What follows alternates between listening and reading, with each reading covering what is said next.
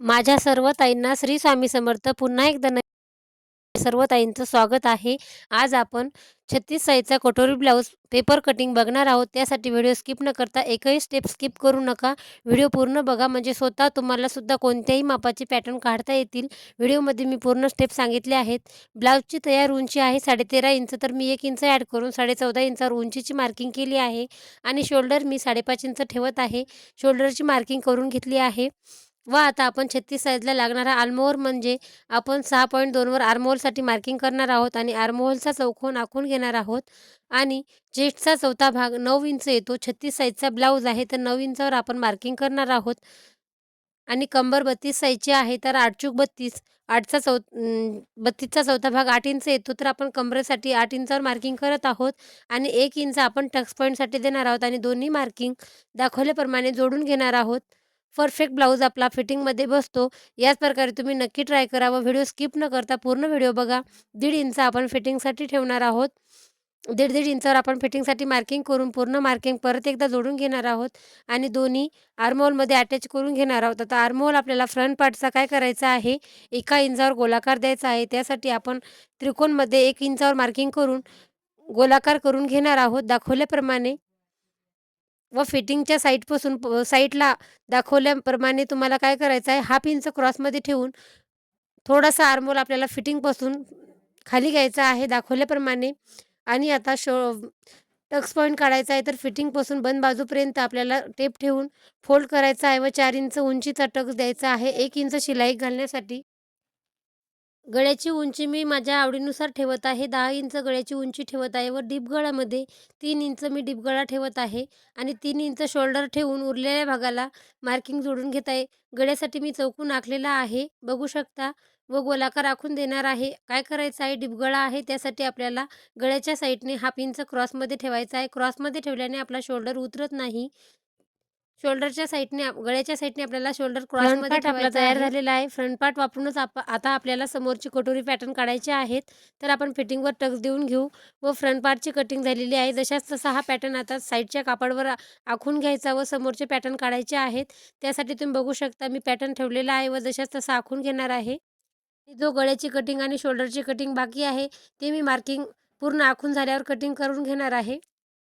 व्हिडिओमध्ये दाखवल्याप्रमाणे पूर्ण पॅटर्न मी जशाच तसा आखून घेतला आहे व आता काय करायचं आहे, मागच्या पार्टपेक्षा पुढचा पार्ट आपला 1 इंच शिल्लक ठेवावा लागतो, तर मी 1 इंच वाढून घेतला आहे.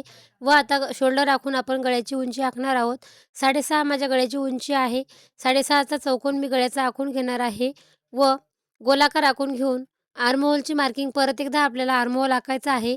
समोरच्या पार्टचा आर्महोल आपल्याला हाफ इंचावर गोल करून घ्यावा लागतो, म्हणून मी चौकोन आखून घेणार आहे व हाफ इंचावर मार्किंग करून परत एकदा हाफ इंचाचा सर्कल करून घेणार आहे. तुम्ही बघू शकता, दाखवल्याप्रमाणे नक्की ट्राय करा.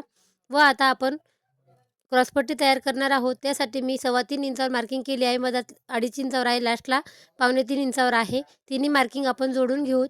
महत्त्वाचं म्हणजे 36 साईजला कटोरी किती इंचाची लागणार आहे, तर 36ला 5.5 इंचावर मार्किंग केली. गळ्याला खालच्या साईडने 1 इंचावर मार्किंग केली आहे व आर्महोलमध्ये जे हाफ इंचावर मार्किंग केलं आहे ते 2.5 इंचाचं ठेवायचं आहे. आणि तिन्ही मार्किंग मी दाखवल्याप्रमाणे जोडून घेतले आहेत. व्यवस्थित कटोरी आपली तयार होते. आता बघा, आपल्याला ही कटोरी मिळालेल्या कटोरीहून कटोरी कशी काढायची हे सुद्धा तुम्हाला समोर दाखवणार आहे.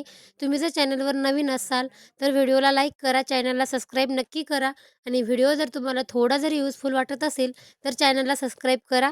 आणि बाकी ब्लाऊज स्टिचिंग जर तुम्हाला बघायचं असेल तर तुम्ही 9 वाजता आपली लाईव्ह असते. 9च्या लाईव्हमध्ये तुम्ही नक्की जॉईन व्हा आणि पूर्ण स्टिचिंग नक्की स्टेप बाय स्टेप शिका. आपण कटिंग करून घेऊत आणि आता मिळालेल्या कटोरीवरून कटोरी कशी काढायची हे तुम्हाला मी दाखवणार आहे.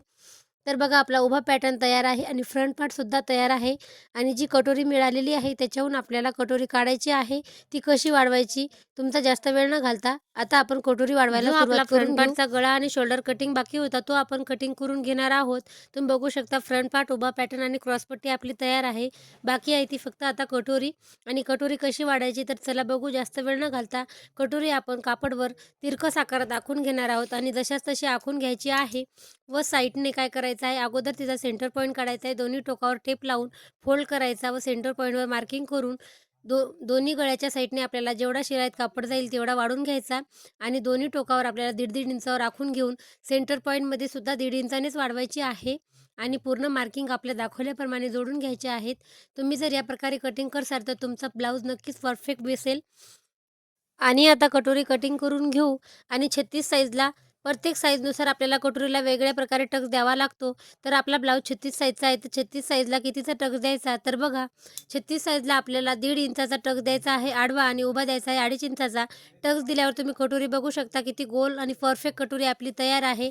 तुम्हीसुद्धा याच प्रकारे नक्की ट्राय करा आणि तुमचा ब्लाऊज कसा बसतो मला कमेंटमध्ये नक्की सांगा.